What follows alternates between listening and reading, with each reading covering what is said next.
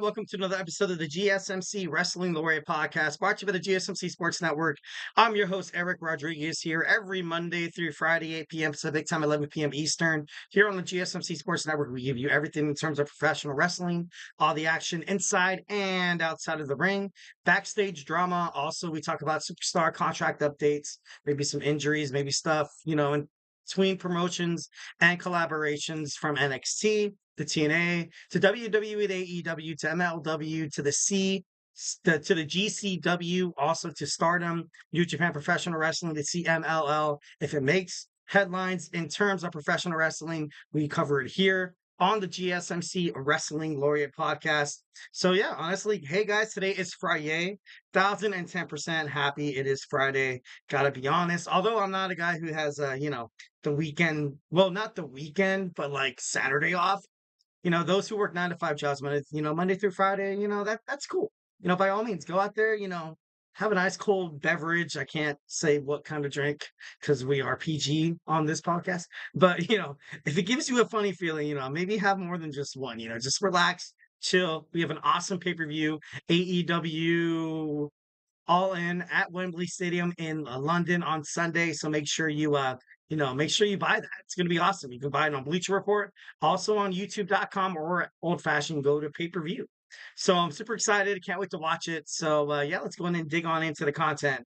Thank you so much for tuning into the GSMC Wrestling Laureate podcast, brought to you by the GSMC Sports Network. Just kind of what we have on tap for you today. We have our WWE Smackdown preview. We have my Thursday Night Wrestling review. We talk about the world of a Ring of Honor, and we step inside the ring of total nonstop action wrestling. And then in our third segment, we're going to talk about Roman Reigns is in way over his head. It's going to be crazy. What he needs to do to beat this new bloodline. Backstage, you've kind of seen Paul Heyman ever since his hiatus with WWE. It's been about time that you know, it's you know, it's that not Triple H. Triple H isn't really I feel like all in all, I feel like Roman Reigns, he wants to be that next guy, 1010%. And and we're gonna talk about that on our third segment. And our fourth segment, we're gonna talk about our AEW All In Wembley Stadium. So I can't wait to can't wait to see that. And we in our fifth and final segment of Friday, we're gonna jump on into our our Friday, our wrestling news roundup. I got a chat right here from BBC News. BBC is saddened to learn the death of Tony Khan, founder of AEW. The condolences was wow. That's huge. Hold on, let me wow, that would be a huge that would be a huge story. I'm sorry, like that just that kind of flustered me a little bit. Like that's crazy. So as soon as my phone likes to let's say Tony Khan. Damn, I'm sorry. Nothing like that. That chat, kind of spurred some interest, and I'm not really seeing anything that confirms said comment. So, dang, well, that's crazy. Like, why do you guys scare me like that? That's insane. But Tony Khan, as of right now, seems like he's alive and well. So, that's that's kind of crazy for a comment. But so yeah, let's sorry, kind of fluster the whole thing there. Uh, make sure you guys hit up that super chat box. Whether if you got a burning question or hot take in terms of professional wrestling or just something you've been dying to get off your chest, we are all ears here at the GSMC Sports Network. And this show is all about keeping the conversation lively, keeping the party going, making sure your voice is part of the mix. So don't be shy. Drop your thoughts inside the chat. And if you really want to make a difference, your comment and question gets, to make sure your comment or question gets noticed. Why not use that super chat? Go ahead and, just go ahead and just hit the $ below that chat box, send in the message, and it's guaranteed to get featured on the show. Plus, it's a great way to support our channel. Your support obviously means a lot to us. Super chats help us keep the lights on and bring you even more awesome professional wrestling content. We're so grateful for each and every one of you guys, 1010% here at the GSMC Sports Network. We honestly couldn't do this without you guys. Make such a difference. Your support is, basically all we ask for. All we ask for. So let's keep the conversation going. So let's get those super chats in, hit up those super stickers because you guys are super awesome. Together we'll make sure this show is bigger, better, stronger, and more entertaining as ever. And if the super chat is not your thing, once again, we are still at the GSMCpodcast.net. Hit up that tips and donations link. Go in and Superman punch that like and subscribe button to the show. Follow the show, follow the network here at the GSMC Sports Network. We do love a lot of peace, love, and positivity 1,010%. So don't be shy. Go ahead and send in your comment, your chat, your opinion. Obviously, in terms of professional wrestling, conflicting ideologies and different perspectives is something that, kind of keeps the lifeblood of, kind of wrestling fans going a little bit. So, yeah, let's go ahead and, dig on into it. All right, so it is WWE Smackdown. Tonight is Friday, or like I like to say, Friday. It's Friday. No, I'm just kidding. Don't want to sing for you guys today. I don't know why my voice is a little raspy. I'm just kidding. No. Uh, so the WWE returns to the Capital One Arena in Washington for this week's episode of SmackDown. It's guaranteed to be a good one. We're going to start off with a six-woman tag team match on WWE SmackDown. We're going to have, we're going to have Naomi teaming up with Bianca Belair and Jade Cargill, taking on the trio of Alba Fire and the Isla Dawn, the Unholy Union, the WWE Women's World Tag Team Champions, teaming up with Blair Davenport, the newly acquired talent from WWE NXT. So that I think it's going to be great. I think it's going to be great. I, we're gonna get into this in my fifth segment actually, but on WWE Bash at Berlin, there has been an announced match that's gonna happen. The WWE World Tag Team Champions, the Unholy Union, will take on Jade Cargill and Bianca Belair for their titles. Can this be the beginning of the end of this newly formed, of this newly formed dominant tag team duo between Bianca Belair and Jade Cargill? It could very much kind of lead to something happening at Bash at Berlin. Honestly, my money's kind of, if I had to bet the house on it, I feel like WWE could benefit more if Bianca and Jade were separate. Them together, they do, they have great matches. They have great matches.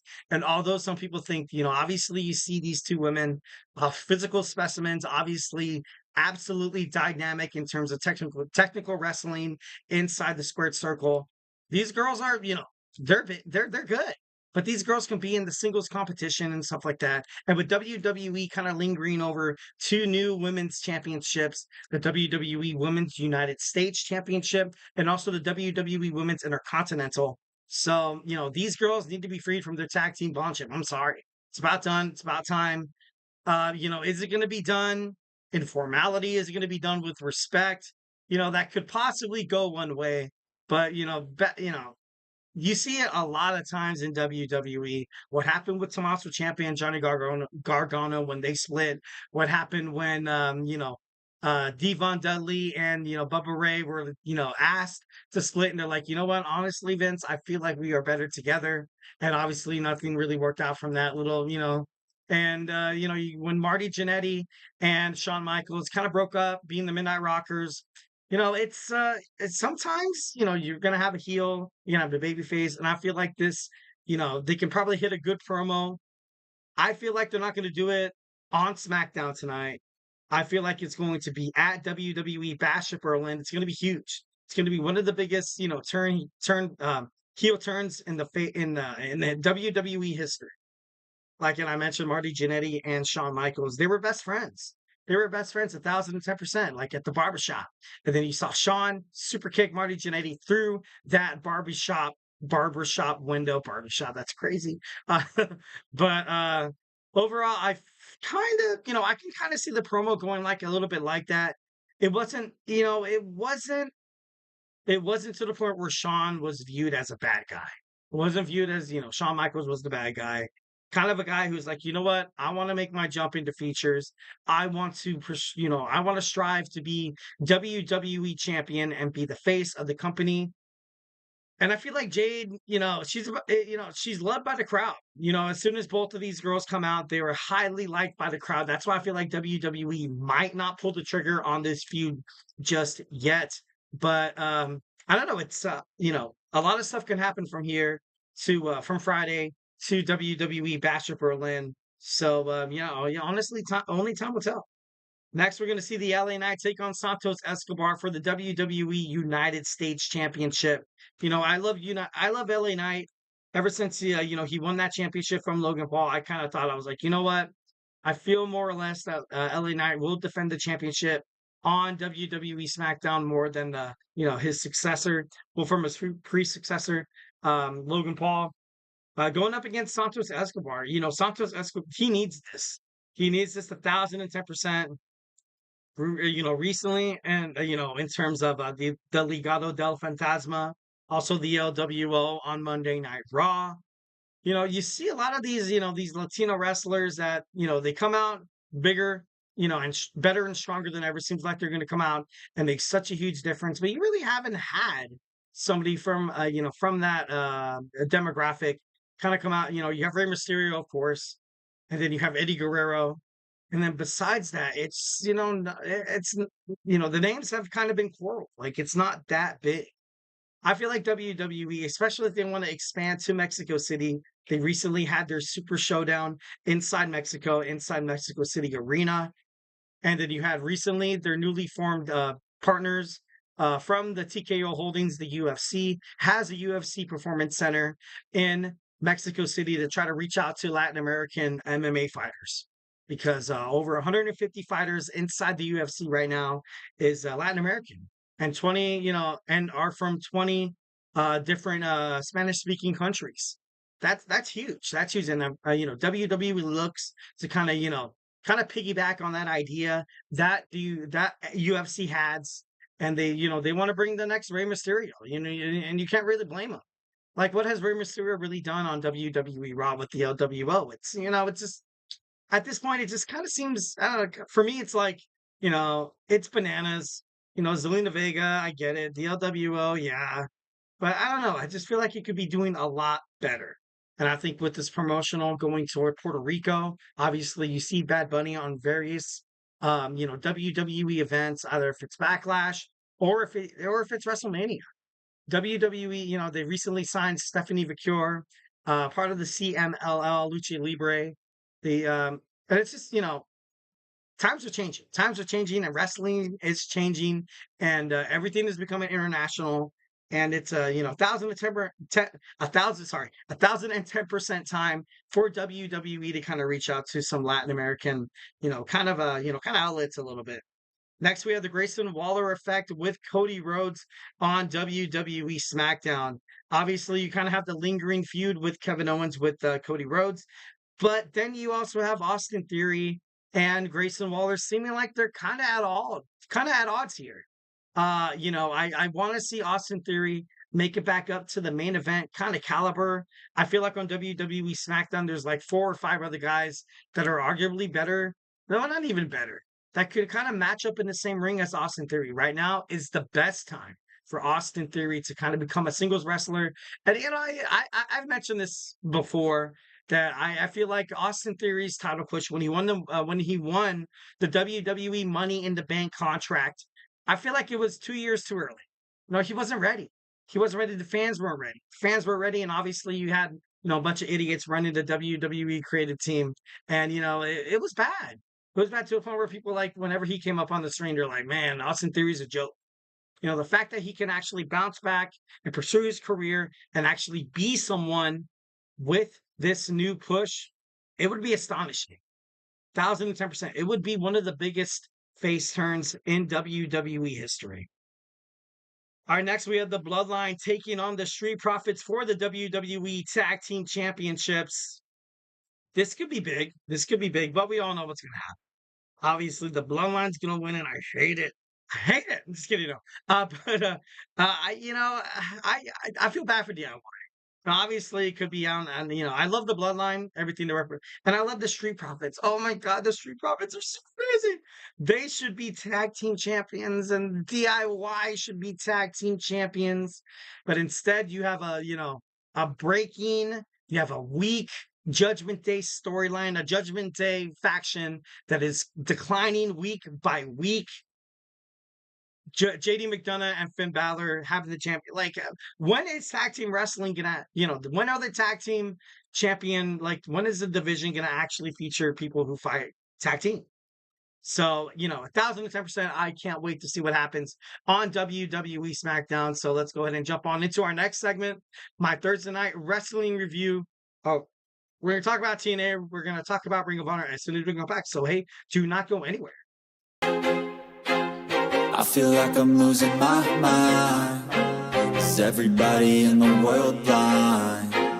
Please, Lord, give me a sign, a sign.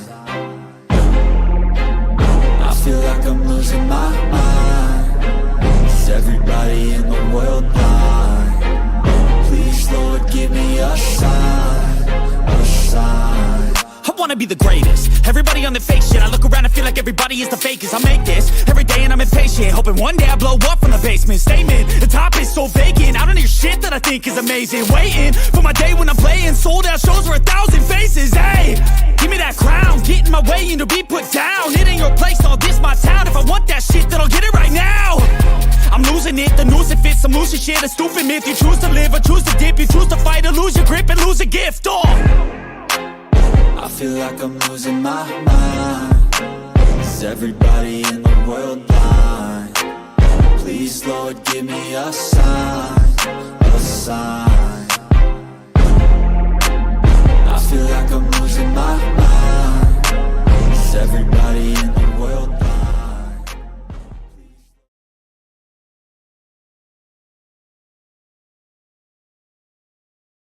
All right, all right, all right. We are back with the GSMC Wrestling Laureate podcast brought to you by the GSMC Sports Network. I'm your host, Eric Rodriguez, here every Monday through Friday, 8 p.m. Pacific time to 8 p.m. Pacific time, 11 p.m. Eastern. Here to talk about everything in terms of, WWE, AEW, the MLW, also Stardom, CMLL, the New Japan Professional Wrestling, and we talk about it here on the GSMC Sports Network. So 1,010%. Let's just go ahead and reiterate what we talked about. Recently on WWE, we talked about SmackDown, and it was great. It was great. 1,010%. I loved how it kind of pushed for more of trying to push feelings for the upcoming WWE Bash at Berlin. A lot of promos, which was actually pretty damn cool. Absolutely love a good old fashioned promo. But with the whole LA Knight taking on Santos Escobar, I feel like Santos could be, I feel like he could be better.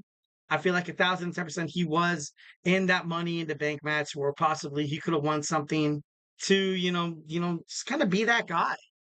But then you saw, Drew McIntyre and CM Punk kind of use that briefcase overall just to kind of, I don't know. It was, just kind of push it over WWE, use it to push over the feud. And I get that you have to make Drew McIntyre and CM Punk look like they absolutely hate each other.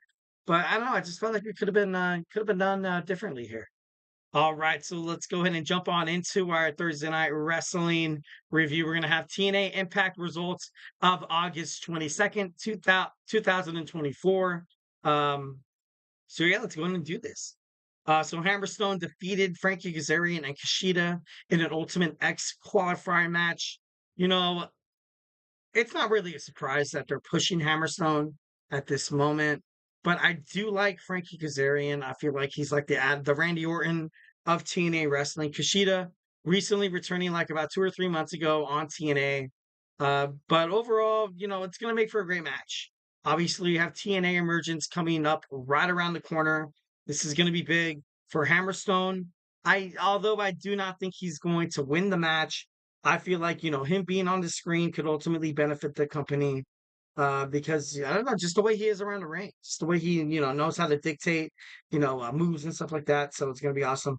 Eric Young is backstage. Young says Hammerstone might not make it to Ultimate X later this month. After the match next week, Steve Macklin comes in, tells Young that he's watching him. Steve Macklin, like he was in the match in Slammiversary, the 6-way, elimination match, but I don't know. He's kind of taken a step back. I feel like he's ultimately kind of took it.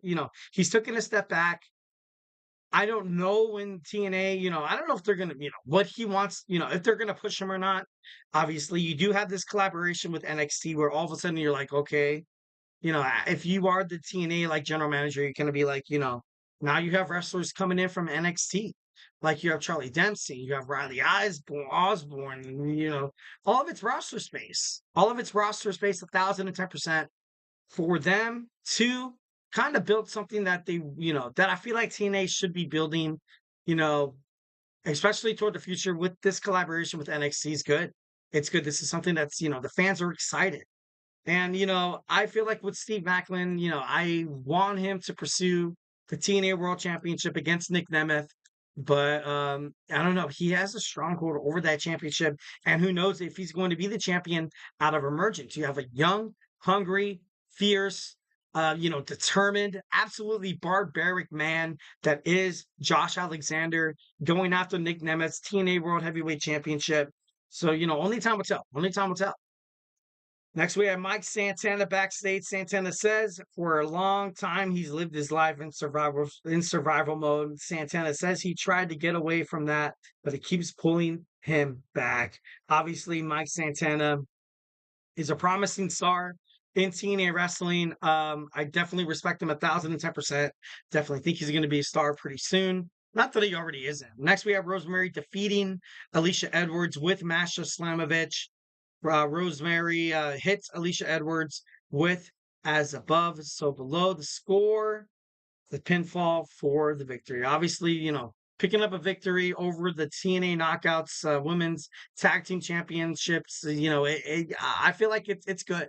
It's good. It's about time that someone finally. I love Spitfire. I love Spitfire, but obviously, they didn't win. So now we have to have new tag team competitors. Maybe Rosemary brings like a dark presence to the TNA Knockouts Tag Team Championships. I don't know. Should be pretty badass. Should be pretty badass. Ash by Elegance is backstage. Ash says she will accept Jordan Grace's challenge on her terms, and it will have to be a match by Elegance. I don't know what a match by Elegance is, but it could be good. It could be good. Next we next we have PCO and Rhino and Zaya Brookside defeated Madman Fulton and Steph D. Lander.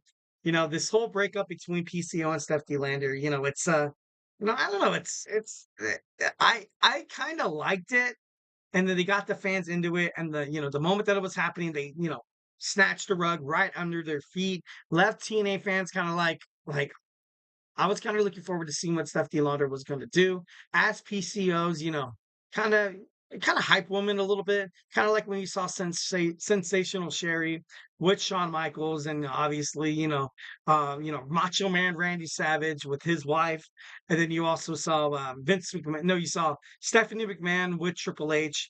A lot of times you could have successful, women managers and stuff like that.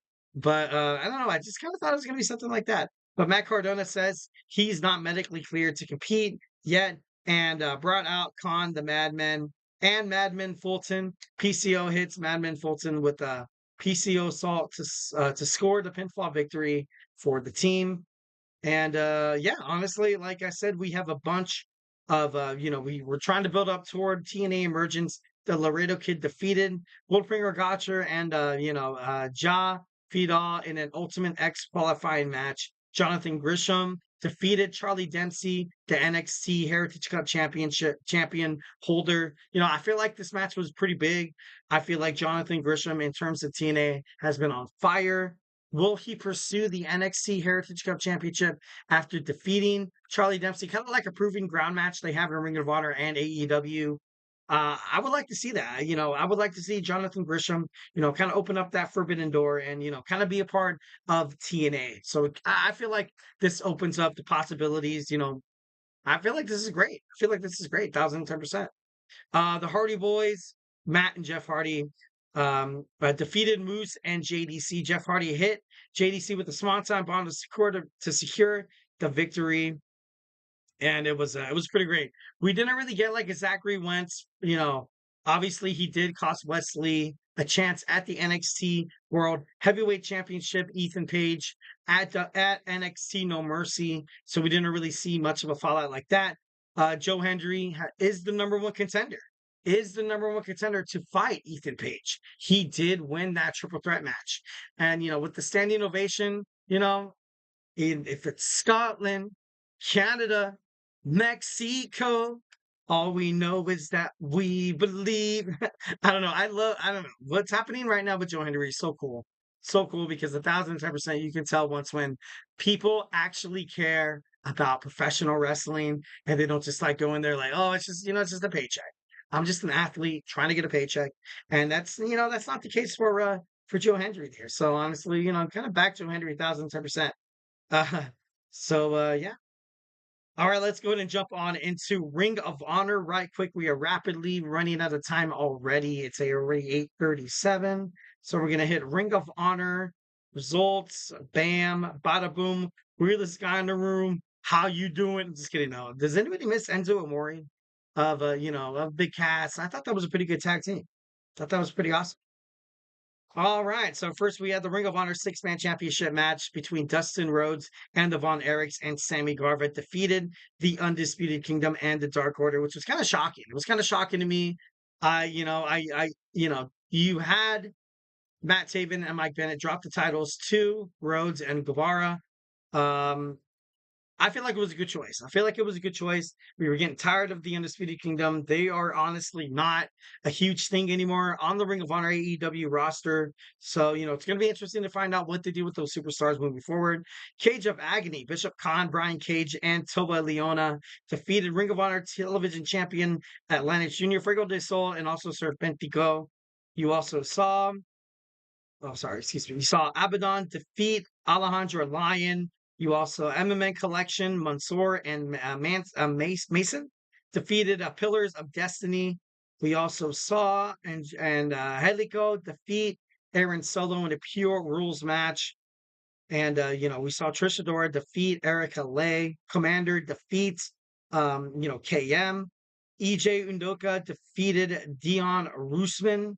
The Iron Savages, Bronson and Boulder, and Jack Jameson defeated Alexander, Colton Charles, Colton Charles, and Rosario Grillo. Marina Shafir defeated TR James. Cool Hand, Ang, and Daddy Magic defeated Jacoby Watts and Nick Camarado. Leo Rush defeated Tony Nese.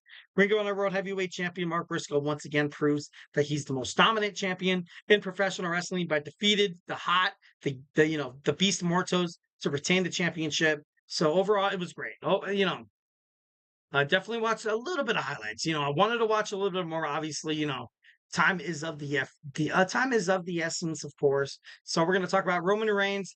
Segment 3 is way over his head in terms of this new storyline. Paul Heyman was asked in an interview about Roman Reigns, and he said, honestly, to God, swear to God that, Roman Reigns, he might not come out of this a winner.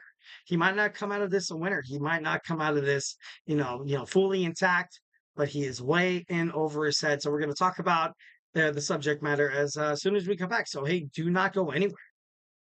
Looking for your daily fix of sports talk without having to pay for it? GSMC Sports Network is available on YouTube. Just search GSMC Sports Network. Get your fix of daily sports talk shows on YouTube, absolutely free. NFL, college football, NBA, MLB, MMA, UFC, fantasy football, and so much more. GSMC Sports Network has shows running all day long, with new sports shows starting every 2 hours. Just like on your favorite cable sports channel, except GSMC Sports Network is absolutely free. Just search GSMC Sports Network on YouTube to catch one of your new favorite shows, like the GSMC College Football Podcast, Chip Shot Football Podcast, Hoops and Heels Women's Sports Podcast, GSMC Basketball Podcast, and so many more. Check it out for yourself. GSMC Sports Network, now available on YouTube absolutely free. Search GSMC Sports Network on YouTube right now.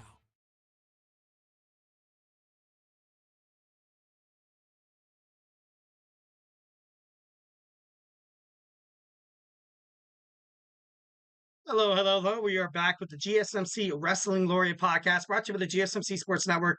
I'm your host, Eric Rodriguez, here every Monday through Friday, 8 p.m. Pacific time, 11 p.m. Eastern time, here to talk about everything in terms of professional wrestling, all the action inside and outside of the ring, all the backstage drama, also injuries, news, and, superstar contract negotiation statuses and stuff like that. We talk about it here on the GSMC Wrestling Laureate podcast for promotions from WWE to AEW, Ring of Honor, TNA, the GCW, also the MLW, New Japan Professional Wrestling, the CMLL. If it makes wrestling news headlines, we talk about it here on the show. So make sure you tune into it. So yeah, 1,010%. Just kind of reflect on what we talked about real quick. We talked about our WWE Smackdown preview. We had our My Thursday Night Wrestling review, and now we're gonna get into some Roman Reigns. Looks like he's in way over his head. But before we do any of that, I want to remind you guys to go ahead and, if you have a burning question or if you have a hot take in terms of professional wrestling or just something you got to get off your mind. And if you're dying to share it here at the GSMC Sports Network, we are all ears. The show is all about keeping the conversation lively and making sure your voice is part of the mix. So do not be shy. Drop your chats inside that, drop your thoughts inside that chat. And if you really want to make sure your question or comment gets noticed, why not use that super chat? Just hit that $sign below the chat box. Send in your message, and it's guaranteed to get featured on the show. Plus, it's a great way to support our channel. Your super chats obviously help us a lot, guys. It helps us keep the lights on, and it brings you even more awesome wrestling content that you guys love so much. We are absolutely so grateful for each and every one of you guys here at the GSMC Sports Network who joins us daily on the network. Your support makes all the difference. So let's keep the conversation going. Send in those super chats, those super stickers, because you guys are super awesome. And together we'll make the show bigger, better, and stronger than ever. And like I always say, if I have not, and if the super chat thing is not your thing, we are still at the gsmcpodcast.net. Hit up that tips and donations link. Tell me what you like. Tell me what you don't like. Go ahead and Superman punch that like and subscribe button to the show. Follow the show, follow the network here at the GSMC Sports Network. We do love a lot of peace, love, and positivity, so don't be afraid to go in and hit that button. Let's go and talk about our next segment. We're going to have Roman Reigns, basically, in way over his head. So as soon as I turn this off, there we go. I don't know why it's not playing. Bam, bada boom. All right, so let's go ahead and do this. Roman Reigns right now, ever since returning, hitting that impactful spear, kind of cementing his legacy, telling that Solo Sikoa, like, hey, dude, I'm not going anywhere. If you want to fight me for this tribal chief, if we want to fight in tribal chief combat, I'm open for it. 1,010%. The ending of SmackDown last week was huge. It was a huge foreshadowing, in my opinion. Roman Reigns is basically fighting an impossible battle, and he needs alliances. He needs alliances. And, right now, if you're Roman Reigns, it's gonna be a little frustrating. So obviously you came back after losing the title to Cody Rhodes at WrestleMania. And now you kind of have to restore those bridges that you burned when you were the tribal chief. Paul Heyman joined Sam Roberts. Heyman said that this bloodline story is, it's transformed the wrestling industry, and it's, that's not really anything new. I feel like, we've never really had a storyline like this in a long time. Obviously, I do feel like it's going to go to WWE Monday Night Raw with Netflix. And I feel like SmackDown's going to have to, kind of be content with something else. I don't see them holding SmackDown. I ultimately feel like they kind of had that because it was on Fox. And Fox, you got to compete with shows. You got to compete with the NFL. Well, not really on Fridays, but, you know what I mean. You know what I mean. And Roman Reigns is, he's on an island all by himself. He's going to have to start making, some attachments.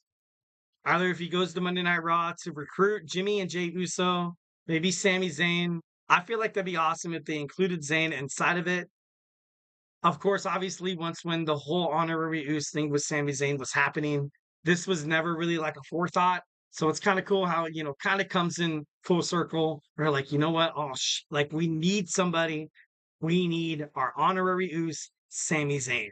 And Sami Zayn, he's not the WWE Intercontinental Championship holder anymore. He's, he's open. He's open to it. So 1,010%. How far will this WWE Bloodline storyline go? I've talked about The Rock coming back and not joining Solo Sikoa. Solo Sikoa essentially kind of being that false prophet, that pretender. Then you have The Rock come in, that powerful tyrant that wants to assume the role as God, but he's not the true king. Obviously, he brings a lot of bad dudes with him. The Rock is going to bring a lot of bad dudes with him if he pursues the tribal chief, role. I feel like Roman Reigns is, this is one of the biggest storylines that Roman Reigns has ever been a part of. He's loved by the WWE universe right now. Obviously, it has to be handled really delicately because WWE fans remember how Vince McMahon shoved Roman Reigns down our throat as a babyface. It was like, hey, you like him. And then, it just kind of drew people more away. You know what I mean?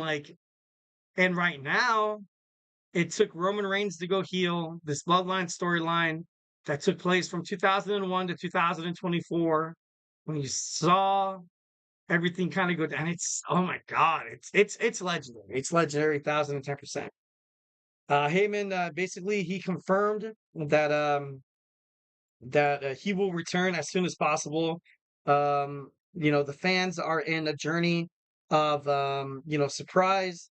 And he said this, and I quote, "You don't know what our moves are or anyone's move can possibly be on WWE." He also said, and I quote, "All you know is that Roman Reigns is back. He's back to reclaim the title of the tribal chief from Solo Sikoa."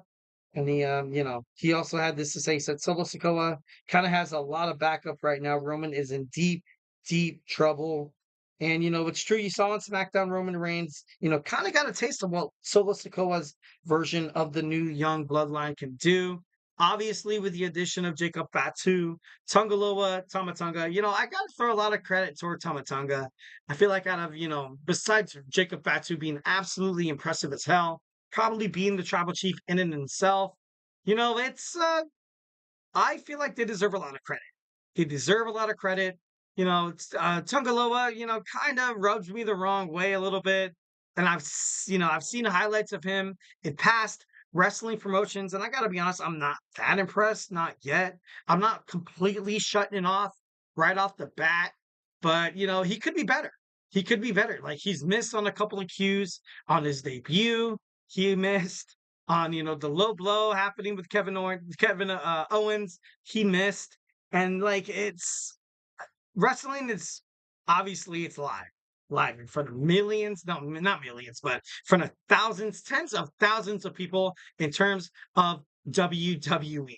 So if you have to, kind of reach up, hit that sack to sell that low blow, come on, Tom Lowe, you got to do it, man. You got to do it better. Like Ryu and Ken from Street Fighter be like, oh, you don't know exactly how bad WWE fans are looking at Tango Loa for, kind of botching those moves. When people think of the Bloodline, I think of the Samoan Dynasty. You think about, Peter Maivia. You also think about the High Chief. You also think about, Rikishi, Umaga, The Rock, Roman Reigns. And, they kind of miss off on stuff like that. Obviously, you're going to get lashback. And, in this new day and age of the digital era and social media, if you mess up, you're going to hear it. You're going to hear it. So, definitely, Instagram, TikTok, Facebook, whatever. You see reels and they're like, you know what? I don't think Tango Loa is real, dog. But, it could be interesting to find out what goes on moving forward.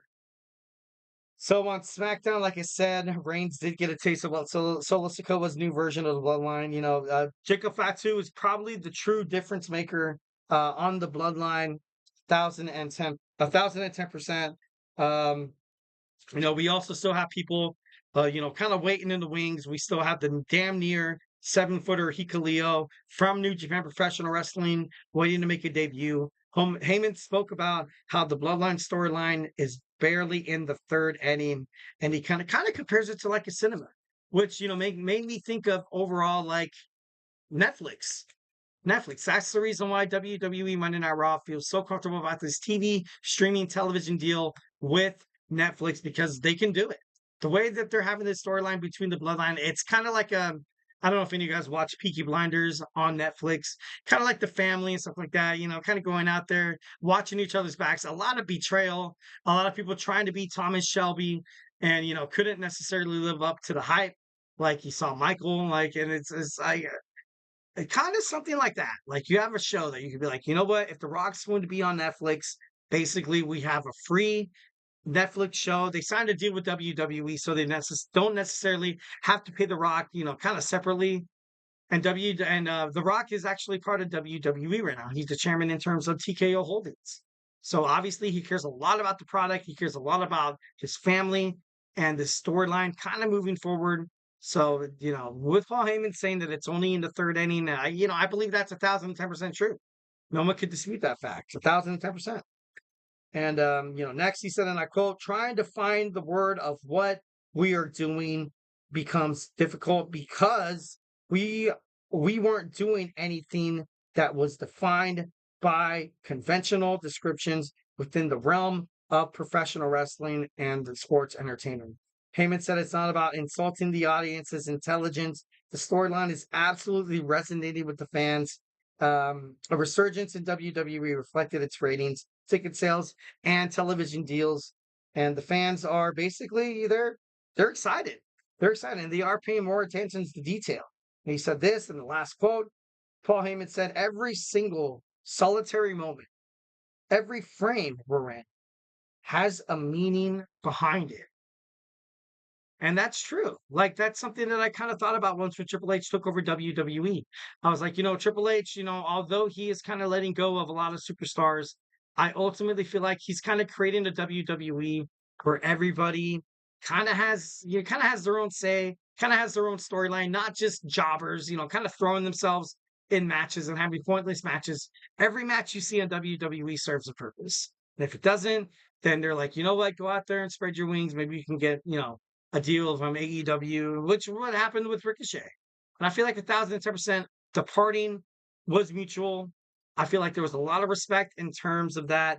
Ricochet was a huge Triple H kind of guy. Ricochet was ultimately messed up during the Vince McMahon era before Triple H took over. And it's gonna bite them in the ass. You're gonna see AEW pick up a lot of new, ratings and stuff like that. And it's I don't know, it's just not good. It's just not good. But overall, for Ricochet joining AEW, he belongs there. It's gonna be great. It's gonna be great. All right, guys. So we talked about Roman Reigns in way over his head on WWE Smackdown. Now we're going to talk about my AEW All In predictions. Grab your favorite drink, grab your favorite snack, and join me after this commercial break. So, hey, do not go anywhere.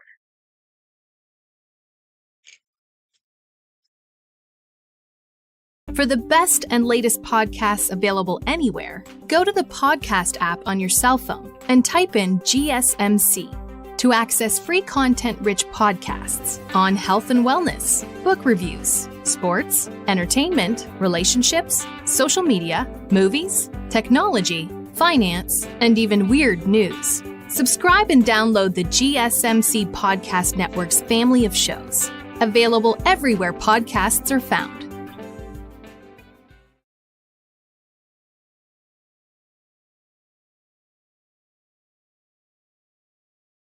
All right. We are back with the GSMC Wrestling Laureate podcast brought to you by the GSMC Sports Network. I'm your host, Eric Rodriguez, here every Monday through Friday, 8 p.m. Pacific time, 11 p.m. Eastern time. Here to talk about professional wrestling. Just kind of reflect on what we talked about right quick. We had my WWE Smackdown preview. We had my Thursday night wrestling review. We talked about Ring of Honor, also Total Nonstop Impact Wrestling. We also talked about Roman Reigns on SmackDown being in way over his head, competing with this new young bloodline compromised or comprised. Damn it. I can't think of the word. Holy shit. Holy crap. Sorry. Excuse me. Kind of created by Solo Sikoa.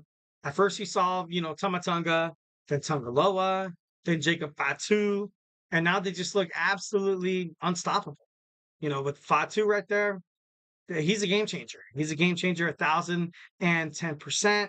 And yeah, it should be pretty interesting. And now we're going to talk about some AEW All In predictions. We have my man Emran's Soccer Podcast rapidly approaching in about 34 minutes. So we're going to try to keep this brief, kind of keep it going. It is Friday.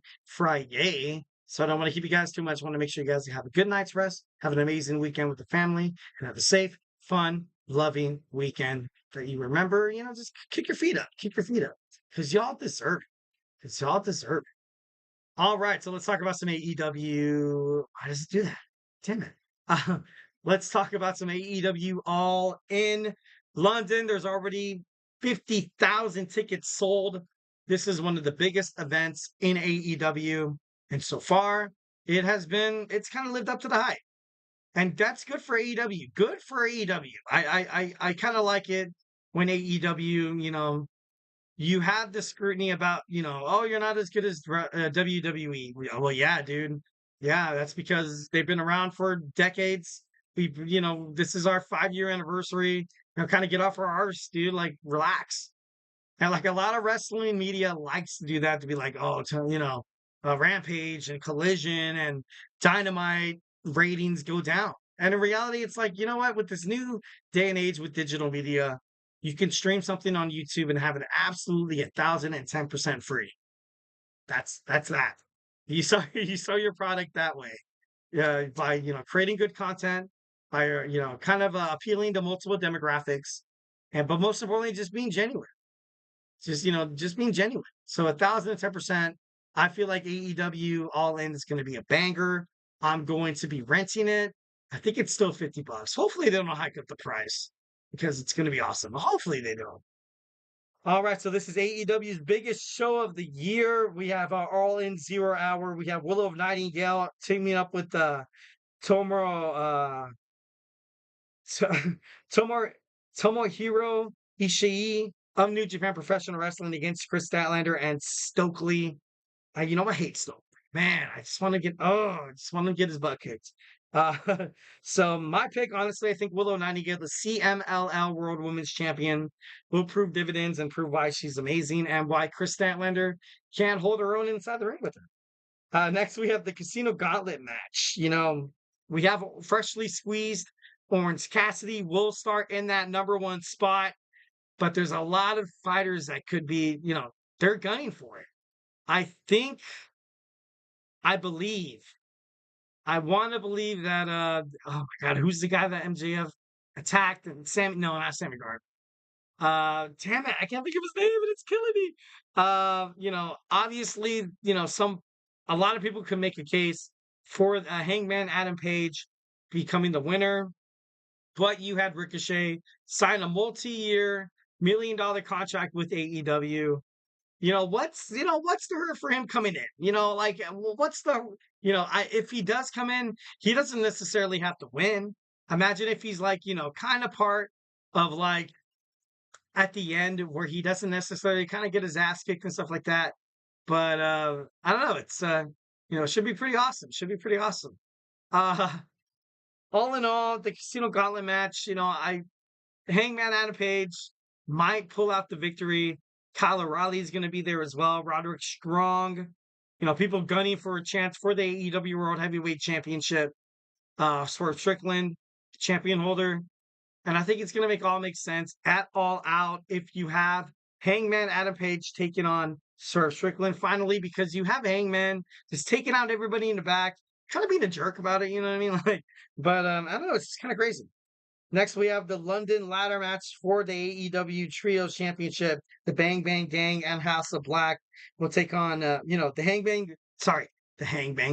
Bang Bang Gang takes on House of Black. They take on a mystery team, and they take on Patriarchy. I don't know who the mystery team's going to be. Maybe Dustin Rhodes and, the Von Erichs. Also, where else? Where the Bang Bang Gang, Switchblade Jay White has been, cleared to wrestle. So he's going to make his way back, trying to get his championship titles back. There was a point when these guys were like hot. These guys were killing it. These guys were double champions. They had titles after titles after titles. They had gold all around their waist. But thanks to Switchblade Jay White's injury, they were forced to kind of relinquish those titles or kind of put under by AEW.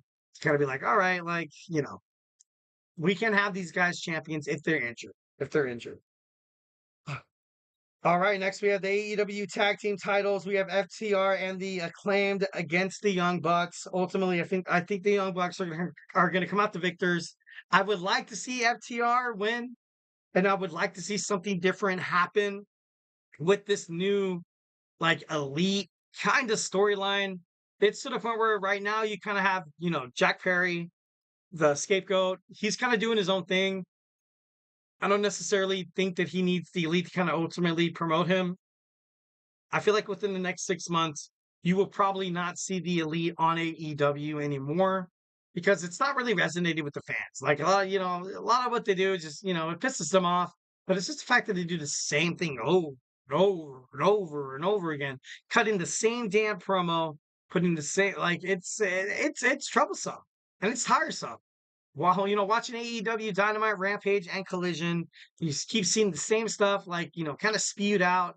Like if you're stuck into like this, alternate universe where it just plays every like 10 seconds, and you're like, okay, I'm kind of starting to get over this.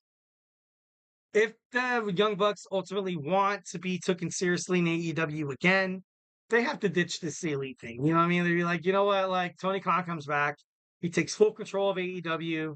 The elite, step down. Like, look, all we do is want to wrestle, and I feel like that would be, I feel like that'd be the perfect scenario. You know what I mean?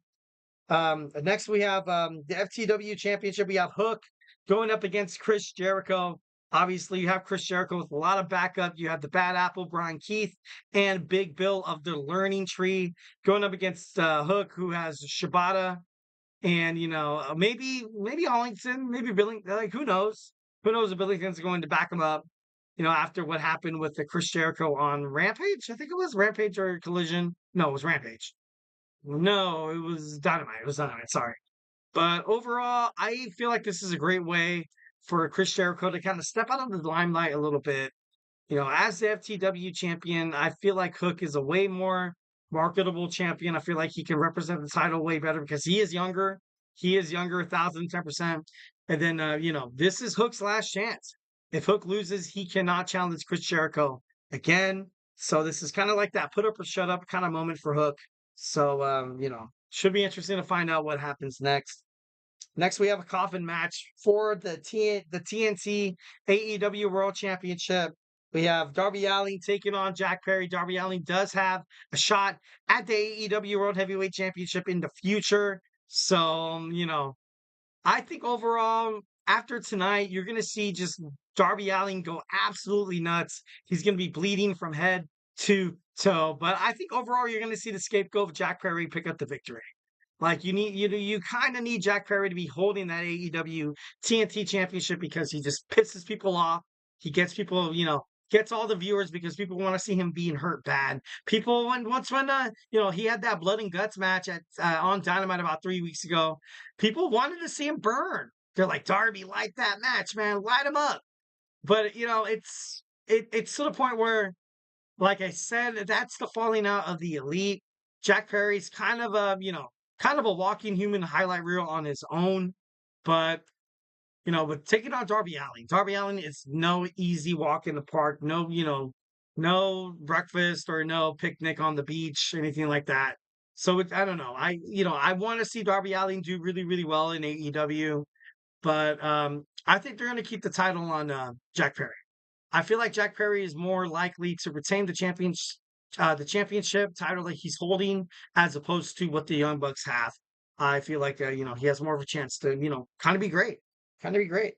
Next, we have the AEW American Championship match between Will Ospreay and Jacob Friedman. Man, this is going to be a good match. This is going to be a match that's going to be this is going to be one of the best matches in wrestling history. So just know if you buy this pay-per-view, you are in for a treat. They had an amazing match on Dynamite. Almost ended in a time limit draw, but you had Will Ospreay kind of second guess his will, his decision, his frustrations that he wanted to finish MJF with that Tiger Driver 91 that ultimately almost injured Bryan Danielson and costed his career. Will Ospreay then vowed never to use it after AEW Dynasty. So this is going to be a great match. I feel all in all, MJF puts on great matches. Will Ospreay, great matches. So what does that mean about the match? It's going to be great. Not really much to say about this, but make sure you tune in. All right, next we have the TBS Championship match. We have Mercedes Moné defending against the DMD Britt Baker. I honestly don't feel like Britt Baker is going to win.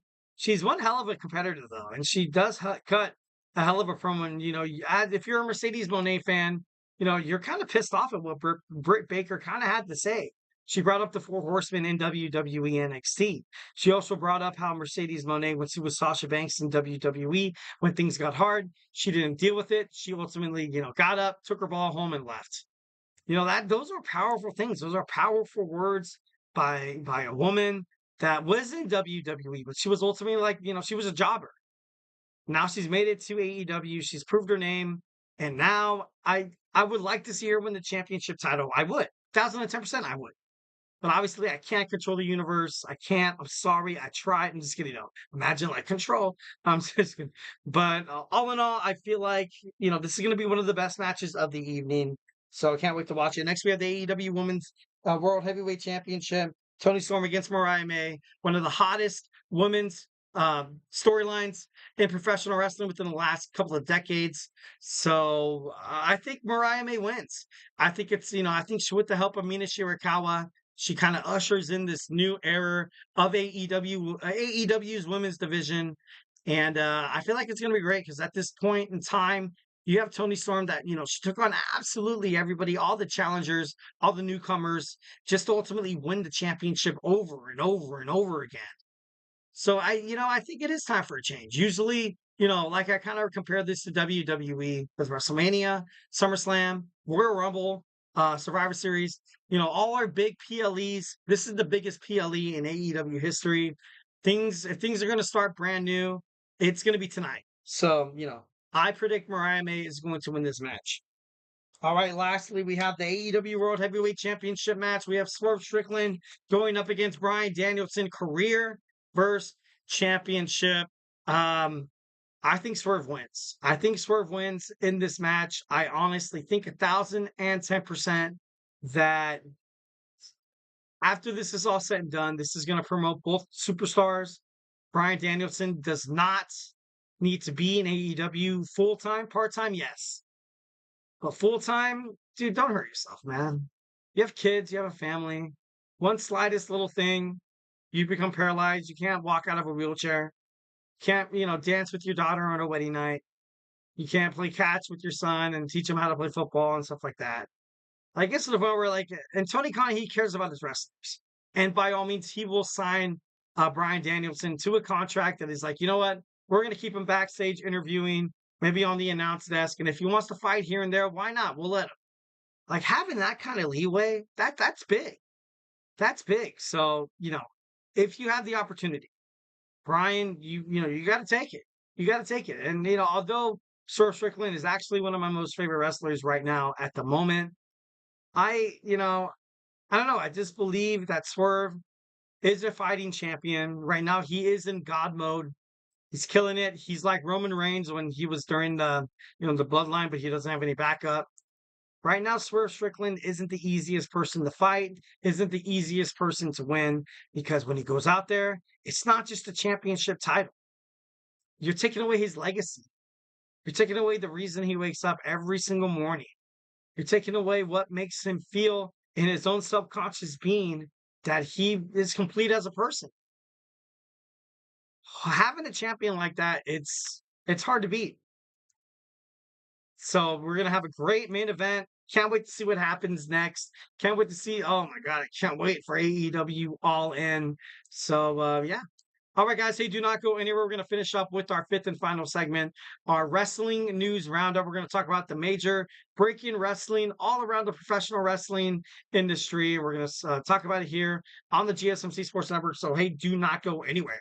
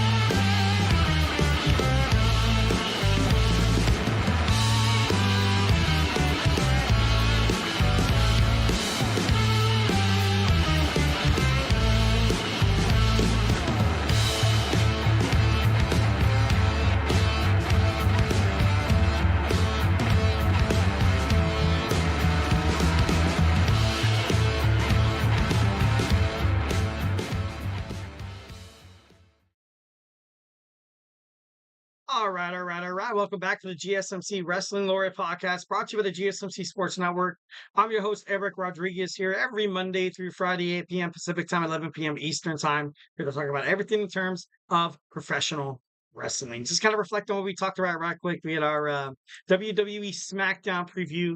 We had my Thursday night wrestling review. We also talked about Roman Reigns being way in over his head on WWE Smackdown. He needs help. He needs help 1,010%. Either if it's Lance Noe or Zila Fatu who come in. He needs backup. He needs backup. 1,010%. Then we talked about AEW's All In predictions. Can't wait. It's going to be a great overall pay-per-view. Obviously, the first Sunday before the NFL Sunday, I believe it is. I don't think so. 2 weeks. So I think it's actually a perfect product placement in terms of that. So we're going to talk about our fifth and final segment, our wrestling news roundup. So let's go ahead and talk about it before Emran comes on with his GSMC soccer podcast in about 17 minutes. All right, we have a confirmed match for WWE Bash at Berlin. Jade Cargill and Bianca Belair will fight the Unholy Union for the WWE Women's Tag Team Championships. And I think this is going to be a huge buildup. It's going to be time for these two superstars to break up. I want to see one attack the other. I feel like more or less, Bianca Belair has been such a face ever since she made it to the WWE main roster. I feel like, and then Jade being a part of AEW, I don't think she really needs to be, she really needs to be a heel because people will be like, oh, she's an AEW star. Like, of course she would be bad for WWE. Bianca Belair needs to do it. She needs to go out there and she needs to be like, she needs to be pissed off at Jade for not winning the titles. And, I think it's going to be a shock factor. It's going to be one of the biggest shock factors in WWE in recent years because the two girls together, as a matter of fact, are actually kind of great as tag team champions. When you see two caliber wrestlers of this kind of, of these kind of talents, you kind of think that every single match they fight, they're going to be absolutely dominant. It's not even going to matter. But no, these girls produce like 7 to 10-minute matches where they make the opposing competitors look good. They know how to sell a fight. They know how to kind of see themselves as like the endangered ones. When all in all, these girls in a real fight would absolutely kind of take over the match. But I feel like it's time. With the WWE Women's Championship under Nia Jax taking on is she fighting Michin? Is she fighting Michin? I think they need to find a bigger and better, stronger competitor for Nia Jax. So, Bianca Belair and Jade Cargill could be that kind of person. 1,010%. All right, next we have AEW All In has sold about 5,000 tickets. That's incredible. Big round of applause. That's huge. It's taking place tonight. And not tonight, on Sunday, Wembley Stadium in London, which kind of makes me think if I'm going to buy it, then I kind of have to do it by their time. And I don't know when that time's going to be. If it was like 7 or 6 in the morning, it's going to be like, damn it. Like, I don't want to wake up. Like, you know what I mean? But for this, I'd wake up. It's like the WrestleMania. It's the WrestleMania of WWE. And now AEW has a chance to absolutely kill it tonight. And I believe this is going to be hot. This is honestly kind of the benchmark of the new era, kind of going in. You recently signed Will Ospreay in March. You saw Mercedes Moné coming around like April or May. And then you had Kazuchika Okada coming around the same time as Mercedes. And now you have Ricochet coming in August. This is kind of going to be a huge change. I feel like AEW storyline, AEW initiatives, and AEW top executives are going to be like, you know what? This is it. This is it. It's time for new storylines. We've had the timeless Tony Storm be the AEW World Women's Champion for the longest time. We've had Swerve Strickland, kind of keep the company afloat, doing his thing. We've seen, MJF come back during this year. Will Ospreay is still highly conflicted with himself to use that Tiger Driver 91. Bryan Danielson is on the verge of retiring, so something big has to happen because he's very, very popular. People watch the show a lot of the times because of how awesome the American Dragon Bryan Danielson is inside the ring. So, I don't know. It could be pretty awesome. It's going to be a great show. I can't wait. And much like I said before, Ricochet is all elite. Exactly what I thought. Exactly what I kind of thought.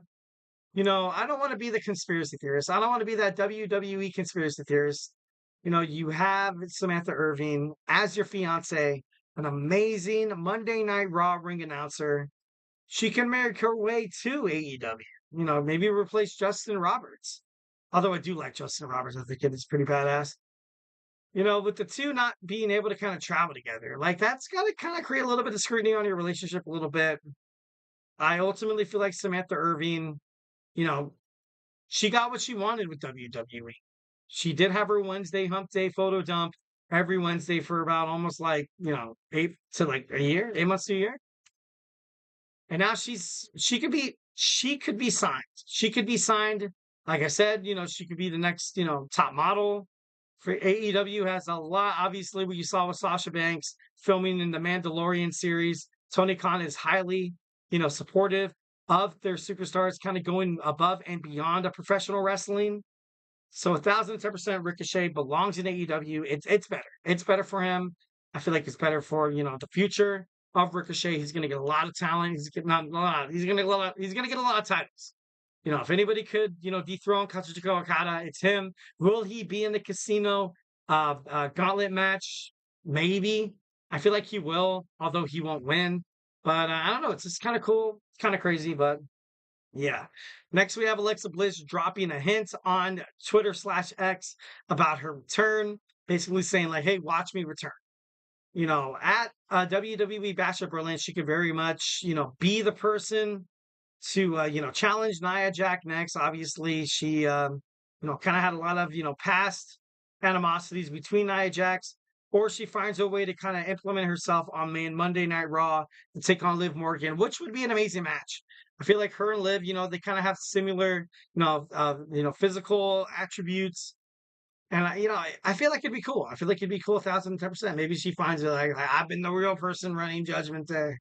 Next, AEW stars Swerve Strickland is renegotiating his contract, and by all means, it's at the right time. It's at the right time. Like you don't know what's going to happen at AEW All In. If you're going to be the champion, great. If not, then you kind of have to have something financially stable for the future. Because if you're not the champion, then you kind of slip down within the ratings in terms of the roster, in terms of AEW. People are like, you know what? Swerve isn't that great. Let's go and move off of him. And he becomes a free agent once again. Kind of like what happened with him at WWE NXT. Obviously, he doesn't want that to happen again. So he's like, you know what? I want to renegotiate my contract. I feel like, Tony Khan is going to keep Swerve Strickland. I feel like he's great. Swerve Strickland on AEW is absolutely 1,010% dynamite. I, can't imagine a better AEW World Champion than Swerve Strickland. Next, we have Ronda Rousey reviewed the real reason why she left WWE because she was getting like concussions and she had like a neurological like injury. So it wasn't necessarily because you saw her in a match with Shayna Baszler, and I thought for sure she kind of pulled a Naomi and Mercedes Moné, where she was like, you know what, this is bullshit. I don't want to be treated like this by Vince McMahon and his WWE creatives, only giving us 3 to 5 minutes of creative thinking, brainstorming time. So it's I don't know. It's a very delicate situation in terms of Ronda Rousey because I got to be honest, I am part of that crew where I was like, you know what, Ronda wasn't that great. Ronda wasn't that great inside the ring. They automatically just brought her up to the main roster on WWE Raw, where she could have damn near been in NXT, kind of fought her way up to the top, kind of like what you see with Shayna Baszler. And I feel like if they bring Ronda back, they got to do it well. Even Ronda Rousey said that, Vince McMahon, she doesn't give a crap about Vince McMahon, but Triple H, she feels like under the Triple H, Paul Levesque era, she could be an asset. So possibly this could be a huge reason for them, panning out a deal in the future. And if you're TKO Holdings, the owners of WWE, the newly formed partnership with UFC, you kind of had someone like Ronda Rousey that created so much, media, babble, all this public relations, kind of content. And if you're the UFC representative, you're like, you know what? Yeah, we need to get Ronda back because what she did for the UFC was great. What she can do for WWE could be even better.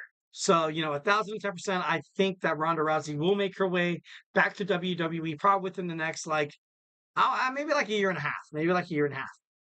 Next, Mauro Ronaldo, one of my favorite wrestling announcers of all time. He used to be on SmackDown. No, Raw.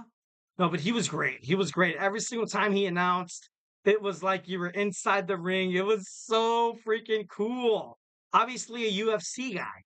And this doesn't come to a shock that he's going to sign with another professional wrestling promotion because he was great. He was a great announcer, but obviously he left WWE because of, there was speculation, there was allegations that right now WWE Smackdown anchor Corey Graves bullied him, made him feel omnipotent, kind of made him feel like crap, kind of, to like, hey, you get, kind of gets way too excited, kind of being that like know-it-all, kind of like, kind of had his head up his own butt kind of thing. Still to this day, that's the reason why I really don't like Corey Graves, is because the way he kind of treated people backstage, the way he basically, kind of shut this guy's creative mind down. The bullying's never good. Bullying is never cool.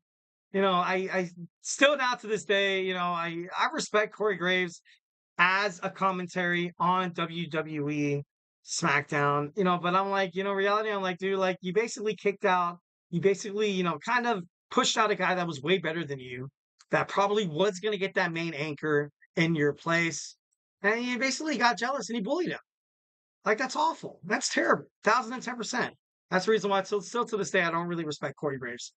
All right, next we have Bryan Danielson's daughter wants her dad to lose at AEW All In's main event, and you can't really blame her. Like, Dad, you told me that you were going to retire. This was the last contract. What the hell? And you're worried about your dad. Obviously, like I mentioned before, something just a slight misstep. Danielson could get hurt. His neck needs to stay fixable. And this could be it. This could be it for Bryan Danielson. This could very much be his retirement tour. This could be it. If he lands on his head wrong, his neck, he doesn't get to walk his daughter down the aisle, or he doesn't get to, dance with her daughter on her wedding night, or you think don't get to play baseball with your son, or you don't get to maybe walk your son down the aisle. Like who knows? Like whatever. But you kind of need to watch out for Mono Imana. You've been around the professional wrestling ever since you were 19 years old. Like, everybody respects the hell out of Bryan Danielson. And, even if he loses or wins, I feel like he's heading near part-time.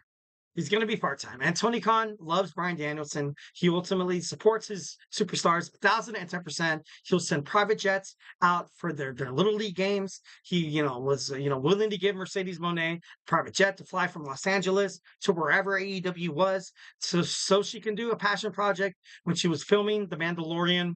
So, he cares about his superstars. He cares about his superstars a lot. That's why I feel like, there's a there's a lot of respect for Tony Khan in terms of that. So, Bryan Danielson, his daughter wants him to lose at AEW All In. So she's probably the biggest Swerve Strickland fan, but I'm a big Swerve Strickland fan. So, I definitely, gotta find a way to, kind of make it, be like, I'm the best, dude. I'm the best. I'm just kidding. So guys, honestly, that's my show. We had a beautiful Friday. Hope you guys have an amazing weekend moving forward. Be safe. Have fun with your family. Obviously, life is short. Make sure you spend every waking time. You can always make more money, but you can't create more moments, and you can't buy more time. So, yeah. Thank you so much for tuning into the GSMC Wrestling Laureate podcast, brought to you by the GSMC Sports Network.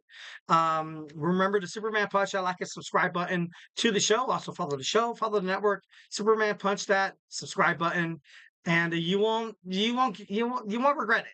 I give you the Eric Rodriguez guarantee that subscribing to this GSMC Sports Network, you get access to shows, a whole bunch of shows. Like I always say, if I haven't made you a wrestling fan by now, we have the GSMC Soccer Podcast with Emran coming up at 9:30. We got TJ with GSMC Sports. We have Jeremy with Sports by GSMC. We got Kenneth with the GSMC Football Podcast, Manny with the Chip Shot Football Podcast, my man Chris Shepard with the GSMC Fantasy Sports Podcast, Tommy on the GSMC, college sports, college football, NFL is right around the corner. It's going to be sick, absolutely sick. Nelson with the basketball podcast as well. So make sure you tune in to all those shows. 10% great guys. Those are my dogs.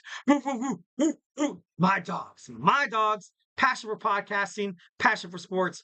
Remember that we are always viral. Remember to subscribe to Twitter/X, Instagram, TikTok, and Facebook for more content and updates. So once again, hope you guys sleep well, stay beautiful, but most importantly, love you.